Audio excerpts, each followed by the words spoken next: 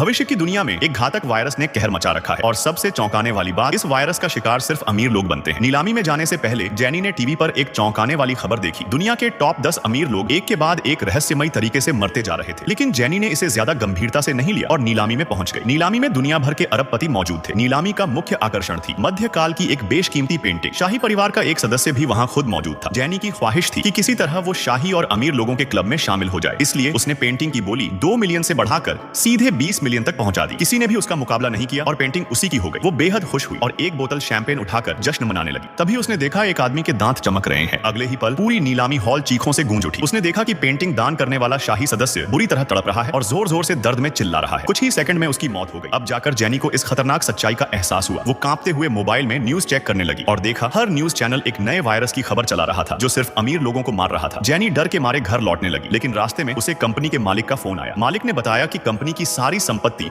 अब उसके नाम ट्रांसफर कर दी गई है। अब वो 9 बिलियन की कंपनी की सबसे बड़ी हिस्सेदार बन गई थी। वो डर से कांपने लगी। अब वो सबसे अमीर लोगों में से एक थी, यानी अगली टारगेट। वो दांतों को चेक कर रही थी कि तभी कुछ अधिकारी आ पहुंचे। उन्हें ड्राइवर ने रिपोर्ट दी थी कि जेनी वायरस की संभावित वाहक हो सकती है। उसे तुरंत क्वारंटीन जोन में ले जाने की बात कही गई। जेनी बाहर से तो सहमत हो गई, लेकिन जैसे ही मौका मिला वो सामान उठाकर खिड़की से कूद गई और भाग गई। उसने अपने बॉयफ्रेंड को फोन किया और कहा, जल्दी से मेरे लिए एक प्राइवेट जेट का इंतजाम करो, मुझे यहाँ से निकलना है। वो जैसे ही शहर के बाहरी इलाके में पहुंची, देखा वहां पहले से ही बहुत सारे अमीर लोग इकट्ठा थे। शुक्र है कि उसका बॉयफ्रेंड एक टिकट का इंतजाम कर पाया। उसने जेनी से कहा, तुम जाओ, मैं तो एक गरीब आदमी हूँ, मुझ में वायरस का खतरा नहीं। जेनी यह सुनकर भावुक हो गई और बोली, अगर तुम मेरी मदद करना चाहते हो तो मेरी संपत्ति का आधा हिस्सा ले लो, ताकि हम साथ मिलकर इस वायरस का खतरा बांट सके। ये सुनते ही बॉयफ्रेंड चौंक गया। जिस लड़की को वो प्यार करता था उसने उसे एक साधन समझा था। उसने वहीं उसे छोड़ दिया और रिश्ता तोड़ दिया। जेनी को अब इसका गम नहीं था, जान बचाना जरूरी था। जैसे ही विमान ने उड़ान भरी, नीचे झांक कर जेनी ने देखा पूरे शहर को सेना ने घेर लिया था।